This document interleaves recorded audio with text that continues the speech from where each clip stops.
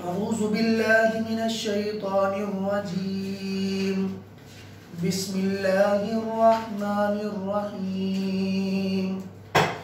वलक़द नज्जैना बनी इसराईल मिनल अज़ाबिल मुहीन मिन फ़िरऔन इन्नहु कान आलियम मिनल मुस्रिफ़ीन।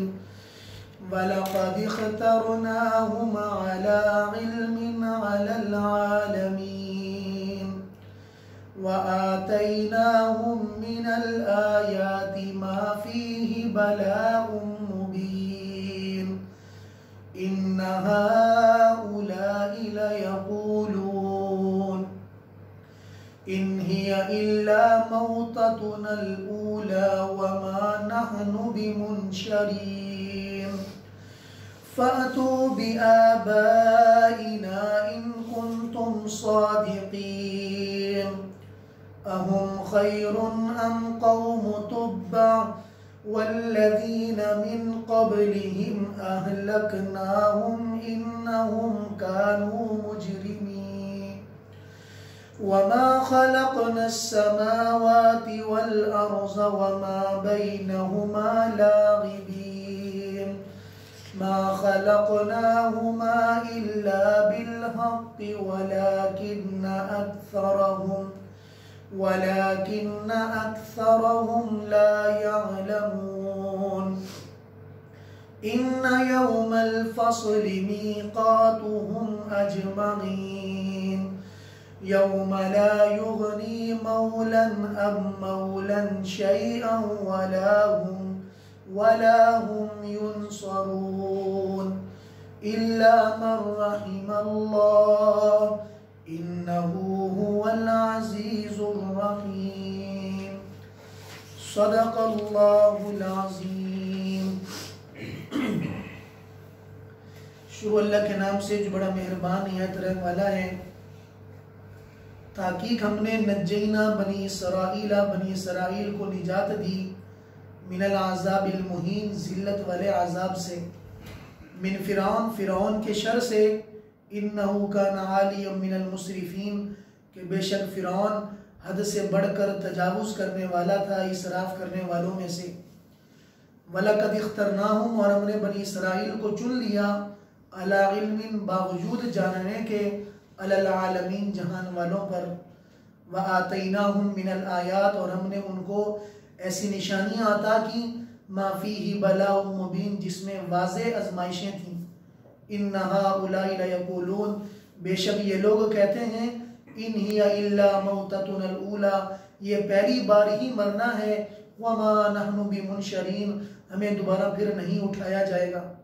आप इनसे कहिए फ़ातू बिआबाइना अपने आबा व अजदाद को लेकर आओ, इन कुन्तुम सादिक़ीन अगर तुम सच्चे हो।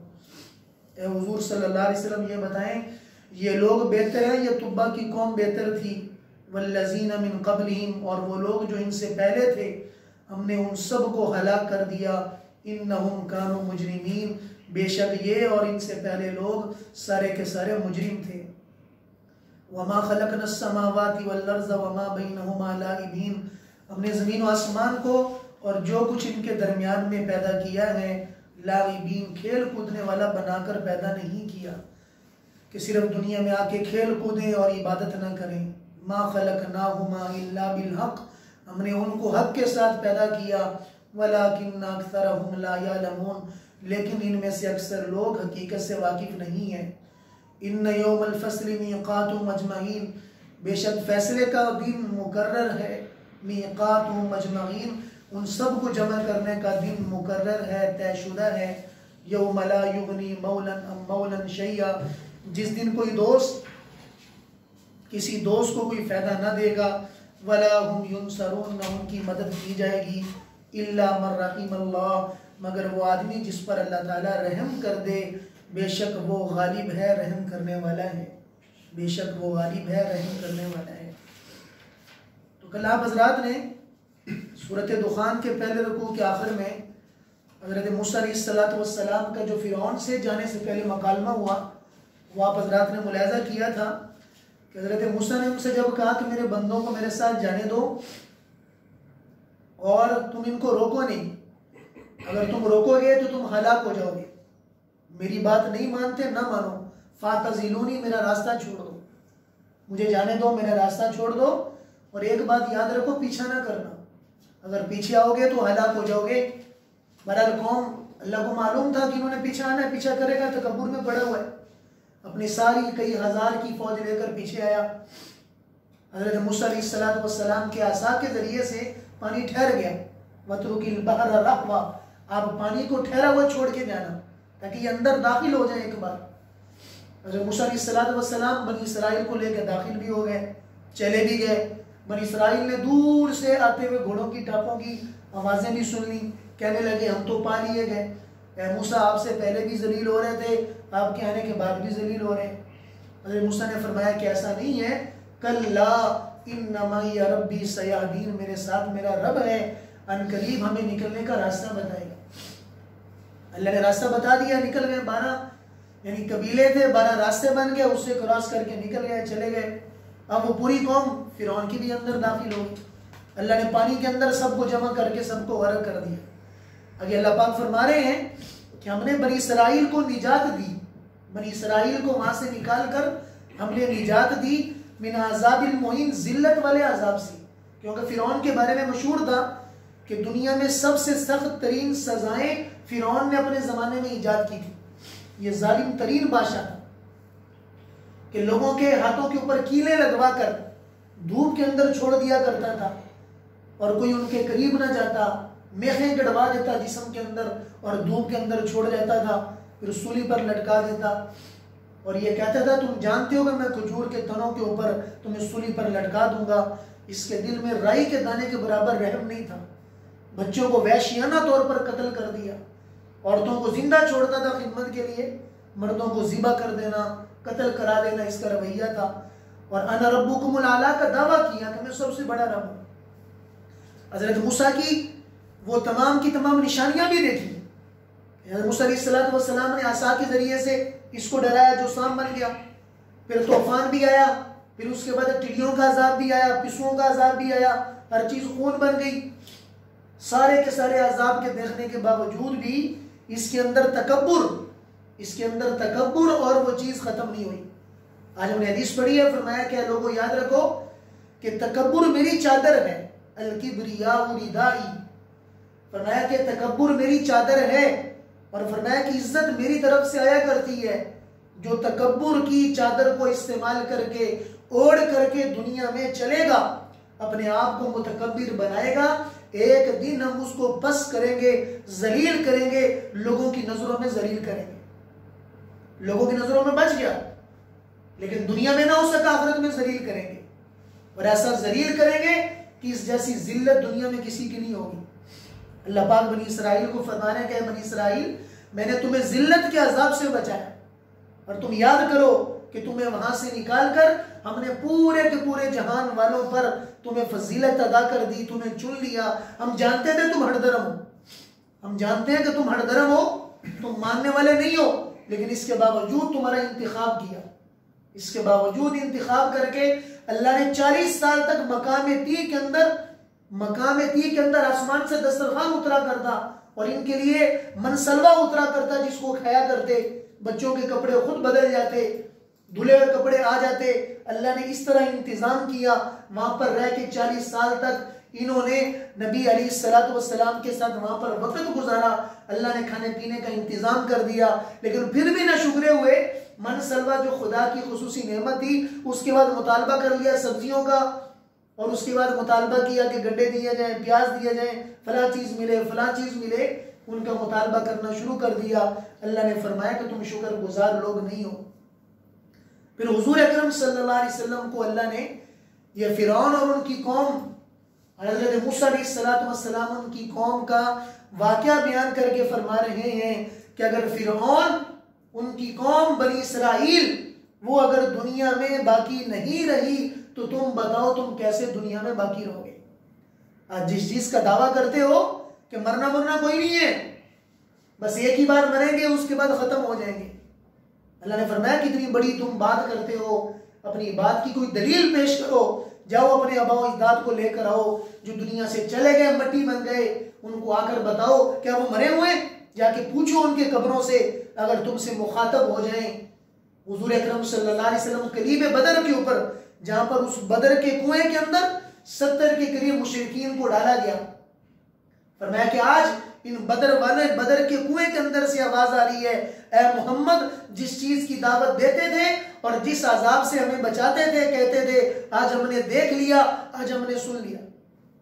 अपनी आंखों से जहन्नुम को देख रहे हैं, इनके चिल्लाने की आवाजें आ रही हैं, लेकिन तुम लोग सुन नहीं पा रहे। आज इनको वो सब चीजों का यकीन आ चुका है जो जिंदगी के अंदर उसका यकीन नहीं करना चाहते थे। फिर अल्लाह पाक ने फरमाया कि ये जो आज इतने बड़े पन्ने खां अपने आप को बना के चला रहे हैं, आपकी बात इनको समझ नहीं आती है, इनकी औकात भी क्या है। इनसे पहले वाली कौमों का थोड़ा सा मुताला करें कि कौम तुब्बा बेहतर थी, और या फरमाया कि वो इनसे पहले जितनी अकवाम थी वो बेहतर थी। ये लफ्ज तुब्बा का इस्तेमाल कुरान में 2 जगह में हुआ है, एक सूरत क़ाफ के अंदर और एक ही सूरत के अंदर, सूरत दुखान के अंदर। मुफस्सिरीन ने इस लफ्ज तुब्बा के बारे में कोई खास वाकया, कोई शान नज़ूल तलाश करने की बड़ी जुस्तजू की है, लेकिन कसीर तफसील के बाद तुब्बा का लफ्जी मानी है पीछे आने वाला। इसी जाविये पर पहुंचे हैं कि यमन का बादशाह, यमन के हुजूर अकरम सल्लल्लाहु अलैहि वसल्लम से तकरीबन 700 साल पहले उस इलाके के अंदर जितने बादशाह आते थे उनको तबाबे यमन कहा जाता था। बड़ी ऐशो इशरत वाले, हर बादशाह को यमन का, हर बादशाह को तुब्बा कहा जाता था, जैसा कि फिरौन, हर बादशाह को फिरौन कहा जाता था, हर उस वक्त के बादशाह को हजरत इब्राहिम के दौर में नमरूद कहा जाता था।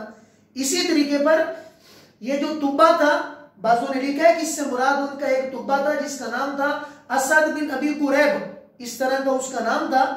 कहते हैं कि वो उसको दौरे सल्तनत यानी लंबा दराज मिला, इलाके फतह करता करता समरकंद तक पहुंच चुका और भी काफी सारे इलाकों को फतह किया।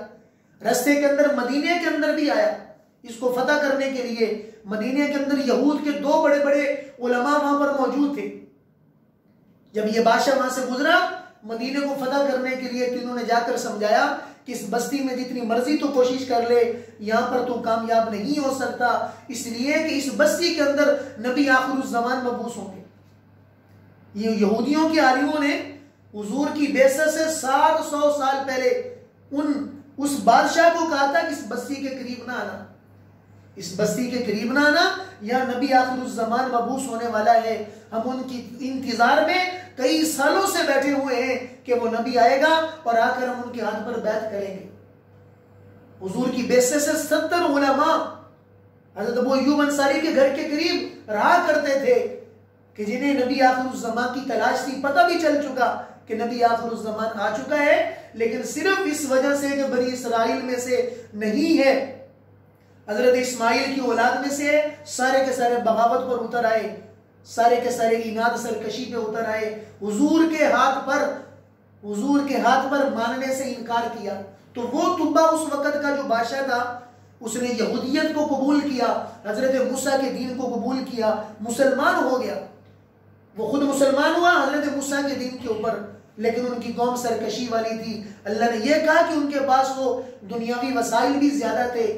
फिरौन की कौम के पास भी दुनियावी वसाइल थे, तुम्हारे पास तो कुछ भी नहीं है। अगर हमने उनको नहीं छोड़ा, उनकी नाफरमानी की वजह से उनके नामो निशान दुनिया से मिट चुके हैं, तो तुम बताओ कि तुम्हारा नामो निशान दुनिया में कैसा बाकी रहेगा। फिर अल्लाह पाक ने फरमाया कि इनसे कहो कि फैसले का दिन मुकर्रर है, इन्न यौमल फस्ल मीक़ातुहुम अजमईन, के फैसले का दिन, इन सब के जमा करने का दिन मुकर्रर है। उस दिन का किसी को कोई पता नहीं कि वो आखिरी दिन कब आएगा, लेकिन फैसले का दिन करीब है। क्यों करीब है?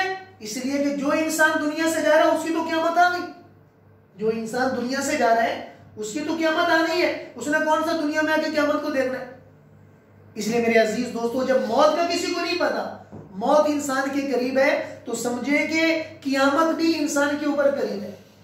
वो आएगी कब, किस हालत में आएगी, वो अल्लाह ताला बेहतर जानते हैं। लेकिन फरमाया कि हाँ, वो एक ऐसा दिन होगा जिस दिन कोई दोस्त किसी के काम नहीं आएगा, कोई दोस्त किसी के काम नहीं आएगा।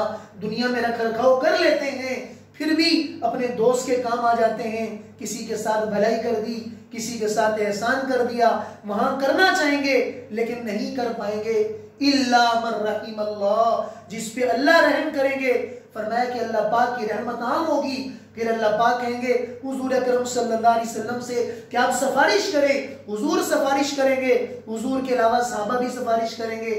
फरमाया कि उस्ताद अपने शागिर्दों की सिफारिश करेगा। कौम का सरदार जो नेक होगा वो अपने साथ रहने वालों की सिफारिश करेगा। हर एक आदमी को अल्लाह पाक सिफारिशी बनाएंगे, जिनकी बरकत से हमने पढ़ा कि 1000 70,000, अगर 1000 को 70,000 के साथ ज़रब दिया जाए 4 अरब से बढ़कर कुछ गिनती बनती है, जिनको अल्लाह पाक बगैर हिसाब किताब के जन्नत में दाखिल करेंगे, जिनका कोई हिसाब किताब ही नहीं। अल्फुन माकुल्ली 70 अल्फिन, कि 1000 70,000 के साथ, अब खुद उसका ज़रब दे लें कि 1000 को 70,000 से ज़रब दें, जितनी उनकी तादाद बनती है। फरमाया कि अल्लाह पाक इस उम्मत के उतने लोगों को बगैर हिसाब किताब के जन्नत में दाखिल करेंगे। हुजूर ने फरमाया कि मैं जब लैलतुल मेराज पर गया तो मैंने कुछ लोगों को देखा कि नबी खड़े हुए, नबी के साथ कुछ लोग खड़े हुए। तो मैं आगे गया तो फिर आगे एक नबी खड़े थे जिनके पास सिर्फ एक ही बंदा था।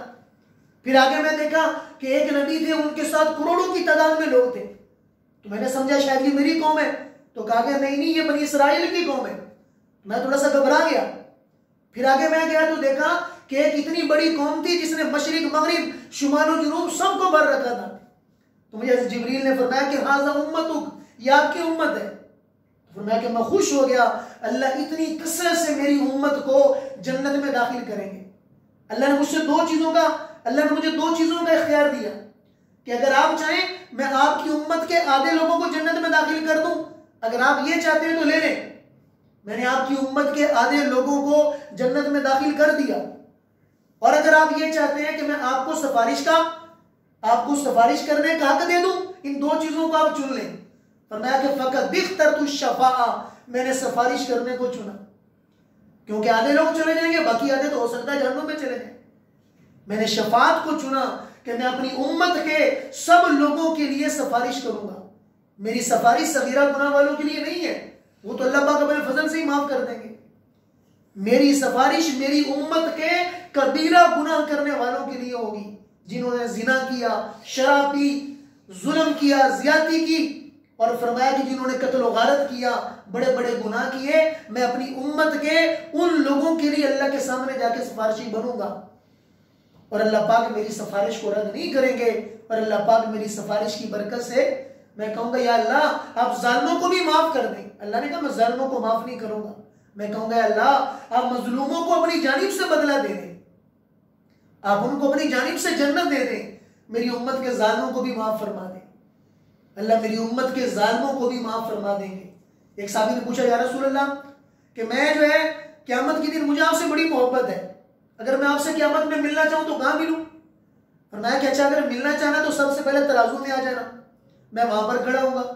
अच्छा ये अगर वहां में आपको ना मिलूं, फरमाया कि फिर हौज़े कौसर पे आ जाना, फिर हौज़े कौसर पे आ जाना कि मैं अपनी उम्मत के प्यासे लोगों को अपने हाथ से चुल्लू भर के पानी पिलाऊंगा, अपनी उम्मत के प्यासे लोगों को पानी पिलाऊंगा। तराजू के पास आ जाना या हौज़े कौसर के पास आ जाना, अगर वहां भी ना मिलूं तो फिर पुल सिरात पे आ जाना। जब मेरी उम्मत कट के जहन्नुम में जारी होगी, मैं अल्लाह के सामने गिड़गिड़ा के उनको सलामती के साथ हौज़े यानी पुल सिरात से पार करा के जन्नत में लेकर जाऊंगा। मेरे अजीज दोस्तों, अल्लाह ने हमें ऐसा प्यारा नबी दिया, ऐसा शफात वाला नबी दिया, ऐसा मुकद्दस नबी दिया। हम बताएं कि हम तो खुश नसीब हैं कि जिस नबी के उम्मत होने का मुतालबा पहली उम्मतों के नबियों ने किया। पहले तो उम्मत का सवाल किया कि अल्लाह उम्मत दे दे, अल्लाह ने उम्मत नहीं दी। या अल्लाह ने उम्मत में से ही पैदा कर दे, इस उम्मत में से पैदा कर दे। हजरत ईसा की दुआ कबूल हुई, बाकी नबियों की दुआएं कबूल नहीं हुई। हम मामूली नहीं है, अल्लाह ने हमें इस नबी की बरकत से बड़ा मकाम अता किया है कि मामूली अमाल। फरमाया कि कभी किसी नेकी को हकीर न समझना, कभी किसी नेकी को हकीर न समझना। अगर चाहे किसी भाई से मिलना तो खुश इल्हानी से मिल लेना, अपने चेहरे पे मुस्कुराहट से मिल लेना, ये नेकी भी तुझे जन्नत में लेकर चली जाएगी। ये नेकी भी तुझे जन्नत में लेकर चली जाएगी। मेरे अजीज दोस्तों, अगर खन्ना पेशानी से बात करने से जन्नत मिल सकती है, बताएं खाना खिलाने से, उसका इकराम करने से, उसका एहतराम करने से कितनी बड़ी जन्नत मिल सकती है। अल्लाह पाक हमें जन्नत और जन्नत वाले अमाल करने की तौफीक अता फरमाए। ये अल्लाह से रोजाना कोशिश करें, अपनी जिंदगी में लाने की तरतीब बनाएं। जो जो अमाल जिंदगी में आने के लिए सामने हो, अपने हर अमल के अंदर आगे बढ़े। यार मैं फला भी अमल करना चाहता हूँ, फला भी करना चाहता हूँ, फला भी करना चाहता हूँ। एक अमल की पूरी वो लिस्ट बना के अपने हर उस अमल के अंदर अपने आप को अमल के अंदर आगे बढ़े। क्या पता कि आपकी थोड़ी सी मोहब्बत उस अमल के लिए अल्लाह को पसंद आ जाए। अल्लाह पाक आपका नाम मुकर्रबीन में शामिल कर दे। अल्लाह ताला हम सबको अमल करने की तौफीक अता फरमाए। वाखिर दावाना अल्हम्दुलिल्लाह।